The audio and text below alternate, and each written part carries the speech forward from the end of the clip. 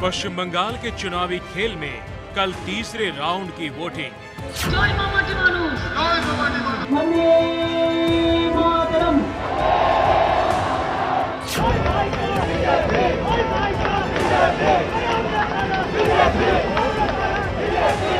तीसरे दौर की टक्कर में बीजेपी ने भी भरी हुंकार। 6 फेज बचा हुआ, 2 फेज हो चुका है। क्या आपके अंदाजा है कितनी? 200 पार सीधे सीधे। इसी चुनाव संग्राम के बीच कौन बनेगा मुख्यमंत्री का काफिला बंगाल का मूड जान रहा है। और आज हम पहुंचे हैं पश्चिम बंगाल की सिंगूर विधानसभा सीट के क्षेत्र में। कभी नंदीग्राम के साथ ममता बनर्जी ने सिंगूर में भी बड़ा आंदोलन छिड़ा था।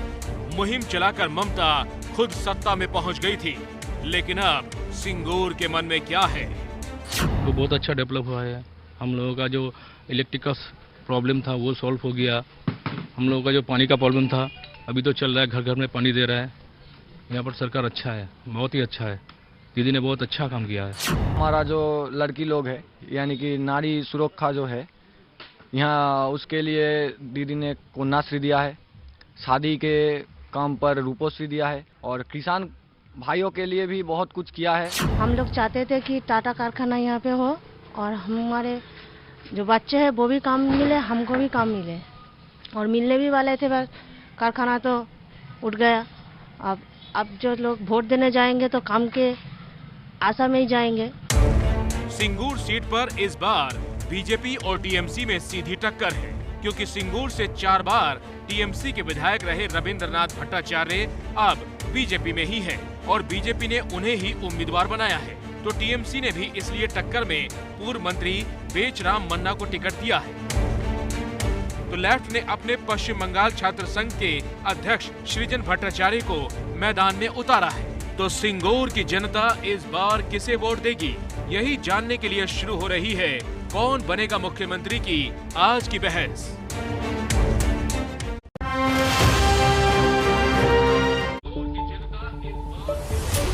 नमस्कार, आमी मनोज्ञा लोईवाल और इस बार हम हैं सिंगूर से।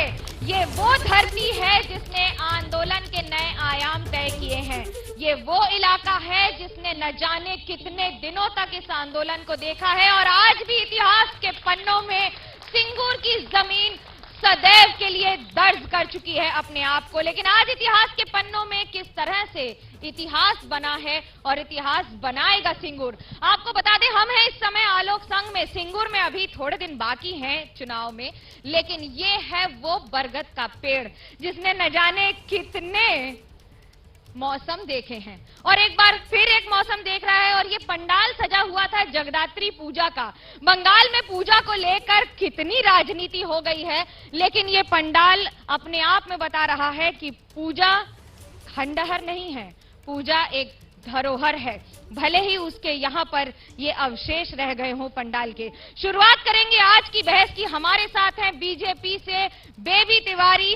स्वागत है बेबी जी आपका इस शो पर। और तृणमूल कांग्रेस से हैं विजय मिश्रा जी। तालियों के साथ स्वागत करते हैं हमारे स्पीकर्स का। लेकिन जब बात करते हैं बंगाल की, तो कोई भी पूजा हो, क्या अब हर नेता को टीएमसी में ये बताना पड़ेगा पाठ करके मंत्रों का कि हम कितने हिंदू हैं? जी नहीं, ऐसी बात नहीं है। हम जो लोग हिंदू सनातन धर्म से जिनका ताल्लुकात है, जो सनातन धर्म से बिलोंग करते हैं, हमारे धरोहर हैं, हमारी संस्कृति में पूजा है।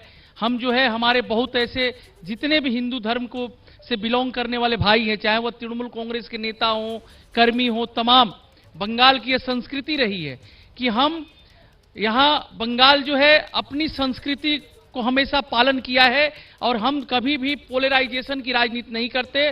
बंगाल जो आज सोचता है, Bengal things today, India things tomorrow. Bengal ऐसा राज्य है कि यहाँ देवियों की पूजा होती है और बंगाल में पोलराइजेशन की राजनीति नहीं चलेगी। पोलराइजेशन शब्द तो कोई इस्तेमाल भी नहीं करता। सबसे पहले तृणमूल कांग्रेस खुद ही सफाई देने लग जाती है। अगर ऐसी बात नहीं है तो आप ही बता दीजिए कि आप जब जनता के बीच में जाते हैं तो उन सारी बातों को क्यों नहीं दोहराते कि आपने क्या काम किया है? मैं बता रहा हूं, हम लोगों ने पूरे भारत में एकमात्र पश्चिम बंगाल ऐसा राज्य है और जहां की मुख्यमंत्री ममता बंदोपाध्याय एक ऐसी मुख्यमंत्री हैं कि जिन्होंने 10 वर्ष के शासनकाल का रिपोर्ट कार्ड जनता के पास प्रस्तुत किया है। और दिल्ली में भाजपा की सरकार, आप सिंगूर में खड़े हैं, मुझे सिंगूर का रिपोर्ट कार्ड दे दीजिए। यहाँ के उन हजारों किसानों को इंसाफ कब मिलेगा? मैं बता रहा हूं आपको, यहां 6 वर्ष से ज्यादा हो गए दिल्ली में भाजपा की सरकार है। वो बताएं कि बंगाल में 5 से 6 क्या ऐसे काम किए हैं बंगाल के लोगों आप मुझे 10 साल में आपके 10 काम गिना दीजिए, मैं उनसे पूछ लूंगी। मैं गिना रहा हूं। हमारे यहां सिंगूर में न्यू को-एड कॉलेज बने हैं, ट्रॉमा केयर एक्सीडेंट केस के लिए ट्रॉमा केयर सेंटर बना है, फॉर्मर मंडी बनी है, रोड और सोलर लाइट की व्यवस्था हुई है, प्राइमरी स्कूल रिनोवेशन हुआ है, 3500 परिवार को स्वास्थ्य साथी कार्ड दिया गया है, मिशन निर्मल बंगला के तहत 500 फैमिली को टॉयलेट की 997 एकड़ जमीन जिन किसानों ने दी और नहीं दी, उनका क्या हाल है सुना और सोचा है आपने? ट्रॉमा सेंटर तो बता दिया। मैं बता रहा हूं कि यहां से जो वर्तमान में जो प्रधानमंत्री हैं बीजेपी के नेता हैं, यहां से वो मुख्यमंत्री ममता बनर्जी है, बंगाल की तृणमूल कांग्रेस की सुप्रीमो है। बंगाल का सवाल बंगाल में जवाब दीजिए, दिल्ली ना जाइए। मैं बता रहा हूं, यहां से जो नैनो का कारखाना वो गुजरात ले गए, वो कारखाना तो बंद हो गया। कहां नैनो का कारखाना चल रहा है? गुजरात में। मैंने आपसे पूछा, आपने बंगाल में सिंगूर के किसानों के लिए क्या कहा किया, वो बता दीजिए। बंगाल में हमारी सरकार जो है, तृणमूल कांग्रेस की सरकार जो है, प्रत्येक किसान भाइयों को 6000 रुपया कृषक बंधु स्कीम के तहत प्रति वर्ष देती है और 2 लाख रुपया एक्सीडेंट उनका जो है लेकिन उनकी फसल बेहतर हो जाए इसके लिए जमीन उपजाऊ नहीं बनाती है। और मैं बताता हूं कुछ, देखिए बीजेपी का काम है, ये कुछ करेंगे नहीं, ये करते क्या है कि केस करके तो आप वापस भेजिए और बीजेपी का काम है जमीन सुधारना। हमारी सरकार जो है यहाँ जो है जो जमीन यहाँ इस बार सरकार का प्रयास है यहाँ कारखाना करेगी। 10 साल हो गए अब कारखाना जिसको वापस भेजा था उसी को वापस ला रहे हैं। बेबी जी आप ही बता दीजिए, क्या भूल गए हैं किसानों को? जी पहले तो ये खदेड़ते हैं और फिर गुजरात में जहां पर हजारों की संख्या में तादाद वहां पर कारखाने की है, वहां पर एक बंद हो जाए तो सवाल उठा रहे हैं। और जहां सिंगूर में एक कारखाना बनती तो हजारों सिंगूर वासियों का हर डायरेक्ट और इनडायरेक्ट शिल्प का विकास होता, वो एक कारखाना बंद करके आवाज उठाते हैं। धिक्कार है ऐसे सरकार पर, ऐसी मूर्ख मंत्री पर जो एक महिला होकर के इस सिंगूर से तापसी मालिक हत्याकांड को हथियार करके सिंगूर वासियों की सेंटीमेंट से खेल के। आप शोभा मजूमदार का मुद्दा नहीं उठा रही हैं? बीजेपी शोभा मजूमदार का मुद्दा उठाकर उसको स्टंट नहीं इस्तेमाल कर रही है? जी बीजेपी तो कभी भी किसी मुद्दे को आर्टिफिशियल तौर पर उठा करके अपने सत्ते को हासिल करने की दुर्नीति नहीं रखती है। रखते हैं टीएमसी वाले करोड़ों। भूल गई है लगता है, ट्विटर पर हर एक नेता के प्रोफाइल में शोभा मजूमदार की फोटो है। जनता से ही पूछ लेते हैं कितना सहमत हैं आप इन बातों से और बंगाल में इस राजनीति? छत्तीसगढ़ में 22 जवान शहीद हुए, उस पर प्रधानमंत्री या गृह मंत्री की कोई प्रतिक्रिया नहीं आई और आज भी जवानों का शव ऐसे ही पड़ा हुआ है, कोई उठाने वाला। अरे आपको पता है गृह मंत्री आज वहां पर हैं और पूरे उसके कार्यक्रम में शामिल हुए हैं। सवाल क्या है आपका? हमको नहीं बोला। देखिए ये गजब होता है यहाँ पर। अब आपको अपने आप पता लग जाएगा कि मौसम का क्या हाल है। दरअसल हमेशा मार्च और अप्रैल के महीने में काल बैसाखी होती है। काल बैसाखी पिछले 2 दिन से बंगाल में हो रही है। मेरा सवाल बीजेपी स्पोक पर्सन से है या मैम से है कि मैनिफेस्टो, बीजेपी मैनिफेस्टो में है कि प्रत्येक घर से बंगाल में नौकरी दी जाएगी, तो क्या जुमला ही रहेगा 2 करोड़ प्रत्येक साल नौकरी का? बीजेपी का वो 2 करोड़ नौकरी प्रत्येक साल कहाँ है? वो कहाँ है नौकरी? अरे भाई साहब, बात है टीएमसी लोग को, टीएमसी का जो नेता है उसका हमारा नमस्कार है। हम पूछता है बंगाल का बात, वो चला जाता है छत्तीसगढ़, चला जाता है गुजरात। बंगाल का आइए, सिंगूर का कारखाना क्यों नहीं हुआ? हम आदरणीय नेता से पूछता है सिंगूर का कारखाना क्यों नहीं हुआ? किसान पूछ रहे हैं, लोग पूछ रहे हैं कब होगा कारखाना? सीधी बात में जवाब दे दीजिए, गुजरात मत जाइएगा इसके लिए। हमारे तृणमूल कांग्रेस के शासनकाल में 8,300 कुछ कारखाने थे, हम लोगों ने लगभग 10 सिंगूर सवाल सुनाई दिया। सिंगूर का जो मसला है, हमारी सरकार जो है, जो इच्छुक अनिच्छुक जो कृषक को लेकर के जो मसला था, हमारी सरकार जो उस जमीन को जो उपजाऊ 14 जून 2011 को आपने विधेयक पास किया था विधानसभा में सिंगूर की जमीन को लेकर। 10 साल होने को आ रहे हैं, सरकार अभी तक पढ़ाई नहीं कर पाई। आपको मैं एक बात बता रहा हूं, कुछ ऐसे लीगल डिस्प्यूट होते हैं, जो मसला जो लीगल जो ये होता है, उसमें जो है वो लीगल के अतिरिक्त हम लोग उसको मंशा थी आपकी यहाँ के लोगों का भला करने की, कि सिर्फ आंदोलन करके सत्ता में आना था? हम लोगों ने ही भला किया है। ये लोग तो जुमला के सिवा इनके पास है क्या? जो 1000 रुपया गैस का दाम, 2 करोड़ प्रतिवर्ष नौकरी का वादा, कोरोना के समय जो बंगाल के लोगों को बंगाल गरीब कल्याण योजना से बात दे देना, क्या ये लोग बात करेंगे? 10 साल की रिपोर्ट कार्ड आप तो दे नहीं पाए, आप खाली जुमला कर रहे हैं और बंगाल में यहाँ पे बहस कर रहे हैं। जो सरकार में थे, सरकार में रह के वो आज बोल रहे हैं कि আমরা জানি না কেন সরকার এখানে জবাব দিতে পারছে না যে यहाँ पर क्यों कारखाना नहीं बनी। जो सरकार जो बच्चा अभी पैदा ही नहीं हुआ है उससे उसका रिपोर्ट कार्ड मांग रही है। मैं यहाँ पर तापसी मालिक हत्याकांड के हथियार को मसनद हासिल करने वाली ममता बनर्जी से पूछती हूँ कि रिपोर्ट कार्ड बोल रहे थे ना मेरे दादा कि रिपोर्ट कार्ड बात करती है। एनसीआरबी रिपोर्ट 2018 बताती है कि एक महिला मुख्यमंत्री के रहते हुए इस बंगाल से 16,038 महिलाएं गायब हो चुकी है। उनके नेतृत्व में इतनी महिलाएं कहां गई? एक तापसी मालिक का हत्या लेकर के आवाज उठाने वाली इतनी सारी धर्षण के बारे में आज क्यों चुप है? सिंगूर से हर तरह के लोगों के साथ धोखाधड़ी। आधे सिंगूर से तो सांसद आपकी लॉकेट चैटर्जी भी हैं, वो क्यों नहीं कर सकी सिंगूर के लिए कुछ? हमारी सांसद ने जो किया है, हमारी सांसद ने जो किया है, सारे टीएमसी वालों की बैंड बजा करके हमारी लॉकेट दीदी बंगला की वही महिला है जो टीएमसी वाले बोलते हैं कि बांग्ला निजर में कहीं जाए। मैं उनसे बोलना चाहती हूँ कि लॉकेट चटर्जी भी हमारी बंगाल की वही महिला है। बांग्ला शही में আমরা বাংলায় লকেট দিকেই চাই।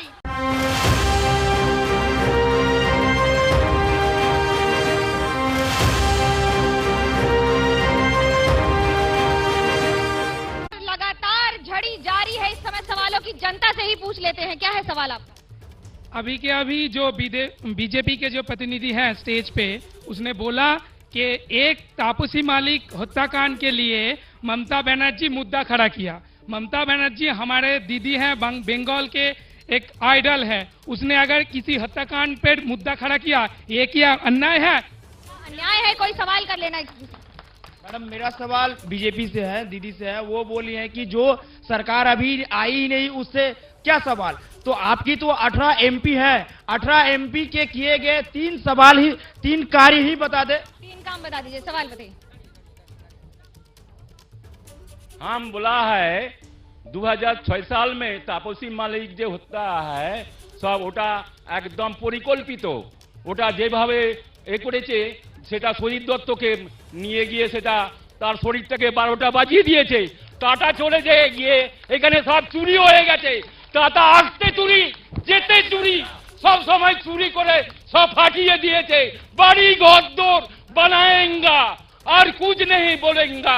हमरा इंडिया में থাকতে না, আমরা স্বাধীনতা পাইনি, আমরা পরাধীনতা থাকতে চাই, এইটাই আমার বক্তব্য। सॉरी मैडम, टीएमसी लीडर से मेरा सवाल है। आपने जो बोला जो नैनो कारखाना इधर से हटाया दिया इसलिए क्योंकि वो काम का नहीं, वो गुजरात में भी बंद हो गया। गुजरात में कारखाना बंद नहीं है, नैनो प्रोजेक्ट बंद हुआ, दूसरा गाड़ी उधर से निकल रहा है। अभी इस चुनाव के मद्देनजर एक बड़ी दिलचस्प बात हो रही है। हर बार प्रधानमंत्री नरेंद्र मोदी जब भी बंगाल आते हैं तो एक खास स्टाइल में संबोधन करते हैं, और ये संबोधन अब उनका स्टाइल भी बन चुका है। ऐसा स्टाइल बन चुका है जिस पर अब तृणमूल कांग्रेस को आपत्ति हो रही है। सुनिए आखिरकार क्या है आपत्ति और क्या है प्रधानमंत्री का स्टाइल। ओ दीदी, ये दीदी ओ ममता दीदी, अब दीदी हम तो हर किसी का भला चाहते हैं। दीदी, दीदी, ओ ममता दीदी। प्रधानमंत्री मोदी के इसी दीदी और दीदी पर बीजेपी और टीएमसी के बीच नया दंगल छिड़ गया है। जिस तरीके से दीदी आप कहाँ हैं, दीदी आप सुन रहे हैं ना, ओ दीदी, इस शब्द को इस तरीके से प्रयोग करके दीदी का अपमान करना पश्चिम बंगाल की महिलाओं का अपमान है, देश के महिलाओं का अपमान है। ममता को प्रधानमंत्री मोदी का इस तरह बुलाना टीएमसी को अब इतना अखर रहा है कि पूरी पार्टी बीजेपी पर हमलावर हो गई है। मंगलवार यानी कल तीसरे चरण के मतदान से पहले टीएमसी ने प्रेस कॉन्फ्रेंस करके पीएम पर आरोप लगाया कि वो चुनावी रैलियों में अपने संबोधन से महिलाओं का अपमान कर रहे हैं। देश के प्रधानमंत्री, इस राज्य के मुख्यमंत्री, जिसको सब बहुत स्नेह से दीदी बोलते हैं, उस दीदी शब्द को किस तरीके से जो है हम लोग बंगाली में बोलते हैं टोन मारना या टिटकरी मारना या कमेंट देना जिसको कहते हैं, और कहते हैं दोबारा, मुझे ये कहने में भी शर्म होती है, जिस तरीके से, जिस अंदाज में दीदी, ओ दीदी। मोदी चुनावी घमासान के बीच ममता पर हमला तो करते हैं, लेकिन उनका नाम नहीं लेते। ममता से सत्ता छीनने की चेतावनी हो या फिर उनके काम की आलोचना, प्रधानमंत्री दीदी शब्द का इस्तेमाल करते हैं। दीदी, ओ ममता दीदी। लेकिन तृणमूल कांग्रेस की दलील है कि पीएम जिस तरह दीदी शब्द का इस्तेमाल करते हैं, उससे दीदी शब्द की गरिमा को ठेस पहुंची है। আমাদের দেশের প্রধানমন্ত্রী যে ভাষা বলেছেন, যেভাবে ওনাকে অ্যাড্রেস করেছেন, সেটা সত্যি কি বলবো, ইটস ভেরি আনফর্চুনেট। কারণ আমি এই দেশেই বড় হয়েছি এবং আমার মনে পড়ছে না যে এই দেশের কোনো প্রধানমন্ত্রী starting from Pandit Jawaharlal Nehru to Srimati Indira Gandhi to her son late Prime Minister Rajiv Gandhi, Narasimha Rao, Atal Bihari Vajpayee, এমনকি আমাদের ডক্টর মনমোহন সিং কোনোদিনও এইভাবে কথা বলেছেন বা কোনো র্যালি, বিট পলিটিক্যাল বা নন পলিটিক্যাল র্যালিকে এইভাবে অ্যাড্রেস করেছেন। एबीपी न्यूज संवाददाता ज्ञानेंद्र तिवारी ने कोलकाता में आम महिलाओं से बात की और पूछा कि क्या वाकई प्रधानमंत्री के दीदी वाले संबोधन से महिलाओं के अपमान जैसी बात महसूस होती है। दीदी बोलना महिलाओं का अपमान तो नहीं है? बिल्कुल नहीं, हमें तो ऐसा लगता है अपमान नहीं है। अब उनको क्या लग रहा है वो तो नहीं बता सकते, लेकिन हमें तो नहीं लगता दीदी बोलना अपमान है। ये बताइए, प्रधानमंत्री मोदी मंच से ममता बनर्जी को दीदी कहते हैं, तो दीदी कहना गलत बात है क्या? नहीं, अच्छी बात, अच्छी बात है, अच्छी बात है। दीदी कहने से किसी का अपमान तो नहीं होता? नहीं, दीदी बोलना बिल्कुल गलत नहीं है। बंगाल में तो सभी लेडीज को दीदी बोल के ही बुलाया जाता है, तो कहीं से भी गलत नहीं है। तो टीएमसी वाले इसको आपत्ति दर्ज करा रहे हैं, वो कह रहे हैं प्रधानमंत्री को ऐसा नहीं बोलना चाहिए। आपको क्या लगता है, क्या ये टीएमसी वाले खुद अपनी ममता बनर्जी को दीदी बोल के बुलाते हैं, तो उनको इसमें किस बात से आपत्ति है? उनके हिसाब से क्या बोलना चाहिए? दीदी ने तो उनको वो बताना चाहिए क्या बोलना क्या चाहिए। कोलकाता में तमाम महिलाओं से हमने एक ही सवाल पूछा, लेकिन किसी ने भी दीदी संबोधन को गलत नहीं बताया। किसी ने नहीं कहा कि दीदी का संबोधन अपमानजनक हो सकता है। अगर आप मुझे दीदी बोले कि ये गलत होगा क्या, तो वो भी दीदी बोले तो ये तो गलत तो नहीं है। टीएमसी के लोग कह रहे हैं कि प्रधानमंत्री को ऐसा नहीं कहना चाहिए, जिस अंदाज से कहते हैं वो। सबका नजरिया अलग होता है, जो जैसे देखता है वो वैसे ही बोलता है। बीजेपी कह रही है कि टीएमसी सोच समझकर दीदी शब्द को चुनावी मुद्दा बनाने की कोशिश कर रही है। वो शब्दों की बात कर रही है और प्रधानमंत्री जी ने तो इतने आदर सूचक तरीके से कहा दीदी, सुनती कम है इसलिए बोला ओ दीदी। उनको नहीं सुनाई देगा तो बात अलग है, हम तो कहते रहेंगे। ये तो प्यार का शब्द है और प्रधानमंत्री जी तो इतने प्यार से उन्हें दीदी कह रहे हैं, और वहीं पर जहां ममता बनर्जी उन्हें राक्षस, दैत्य, खूनी इस तरह के शब्दों का प्रयोग करती है। मगर आप देखिए, भाजपा जाकर के ना डेफेमेशन फाइल करता है, बिकॉज हमें पता है कि जिन लोगों ने अपना दिमागी संतुलन खो दिया है उनके लिए कुछ भी कहना व्यर्थ है। टीएमसी का दावा है कि वो मोदी के दीदी वाले संबोधन को रोकने के लिए कानूनी विकल्प की तलाश कर रही है। बंगाल में 8 चरणों में चुनाव होना है और कल तो सिर्फ तीसरे चरण का चुनाव है, यानी अभी तो बहुत सारा राजनीतिक एक्शन होना बाकी है। बंगाल में चुनाव के नतीजे 2 मई को आएंगे और सबसे तेज नतीजों के लिए देखिए एबीपी न्यूज।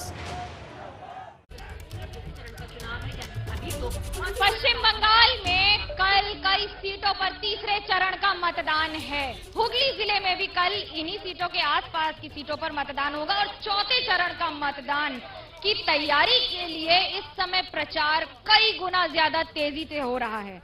दिलचस्प बात यह है कि मुख्यमंत्री ममता बनर्जी ने ऐसी हुंकार लगाई है कि दिल्ली तक झंडा फहराने तक का चैलेंज पेश कर दिया है।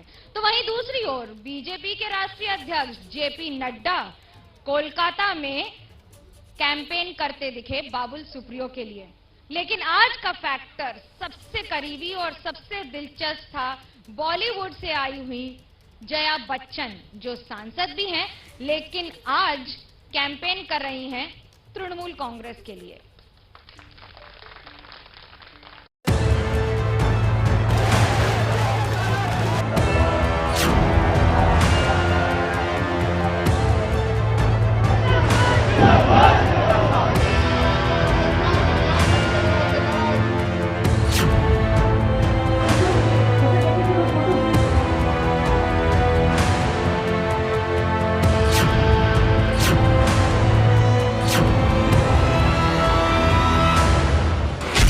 बंगाल में चौथे चरण का चुनावी रण जीतने के लिए बीजेपी और टीएमसी दोनों पार्टियां धुआंधार प्रचार में जुट गई हैं। सबसे पहले पश्चिम बंगाल की मुख्यमंत्री ममता बनर्जी की तस्वीरें देखी, जो हुगली के देवानंदपुर में जनसभा के लिए पहुंची थी। व्हील चेयर पर सवार ममता मंच पर पहुंची और सिर्फ बंगाल ही नहीं बल्कि दिल्ली भी जीत लेने की हुंकार भरी। ওই একটা পায়ে দেখবেন বাংলা জয় করব আর দুটো পায়ে তো দিল্লি জয় আগামী দিন করতে পারে। इधर हुगली में ममता बीजेपी पर तीखे हमले कर रही थी। उधर बीजेपी अध्यक्ष जेपी नड्डा कोलकाता की टॉलीगंज सीट पर केंद्रीय मंत्री बाबुल सुप्रियो के लिए रोड शो कर रहे थे। भारतीय जनता पार्टी के राष्ट्रीय अध्यक्ष जेपी नड्डा लगातार पश्चिम बंगाल में चुनाव प्रचार कर रहे हैं और आज उन्होंने टॉलीवुड स्टार और केंद्रीय मंत्री बाबुल सुप्रियो के लिए चुनाव प्रचार किया। आप देखिए कि ये जेपी नड्डा हैं जो रथ पर सवार हैं और उनके ठीक बगल में बाबुल सुप्रियो हैं जो बंगाली सिंगर हैं और केंद्रीय मंत्री हैं।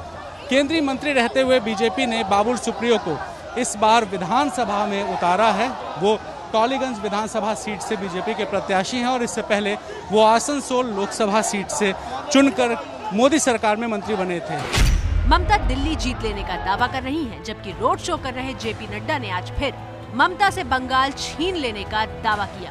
क्वेश्चन ये 6 फेज बचा हुआ, 2 फेज हो चुका है, क्या आपके अंदाजा है कितनी सीट? 200 पार सीधे सीधे।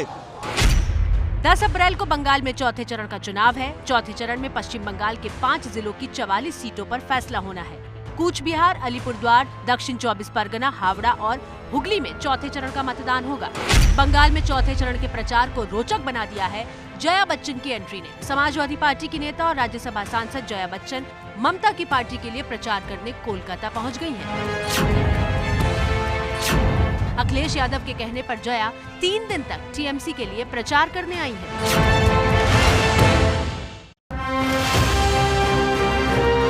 सवाल पूछ लेते हैं क्या? मेरा सवाल सबसे पहले बीजेपी के प्रवक्ता से है। जब भी चुनाव आता है उनका मैनिफेस्टो में यही होता है कि बेटी बचाओ, और मैं देखता हूं कि जहां उनका शासन है उत्तर प्रदेश में, देश में जितना रेप दर्ज होता है केस उसका 40% केवल उत्तर प्रदेश। मैं बीजेपी के प्रवक्ता से पूछना चाहता हूं कि मोदी जी ने बोले थे कि हमारे दल में अगर 75 बरस उम्र हो जाएगा तो टिकट नहीं देंगे, तो 81 बरस के मास्टर जी को कैसे टिकट दिया? क्या यह बीजेपी का? मैं बीजेपी मैडम से पूछना चाह रहा हूँ, मैनिफेस्टो में 1 रुपया गेहूं बोल रही है, हिंदुस्तान में किस जगह फ्री में राशन मिलता है? बीजेपी से ही पूछ लेते हैं। इतनी जो बातें की हैं, यहाँ पर आज 81 वर्ष के कैसे दे दिए उम्मीदवार और कहाँ बाकी काम? यही तो भारतीय जनता पार्टी है, कभी भी कुछ भी हो सकता है। एक चाय वाला भी हमारे देश को चला सकता है, एक चाय वाला भी प्रधानमंत्री हो सकता है। और जो हमारे टीएमसी वाले भाई इतने दिन गुणगान कर रहे थे, उनके मास्टर जी तो अब हमारे हैं, तो क्यों करते हैं? तो कानून की किताब सिर्फ किताब बनाने के लिए है, फॉलो करने के लिए नहीं।